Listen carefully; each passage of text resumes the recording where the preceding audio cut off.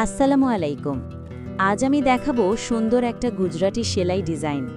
একদম সহজ ধাপে ধাপে এই ডিজাইনটা নতুনরাও সহজেই করতে পারবেন। ভিডিওটা শেষ পর্যন্ত দেখুন, আর ভালো লাগলে লাইক, কমেন্ট আর সাবস্ক্রাইব করতে ভুলবেন না।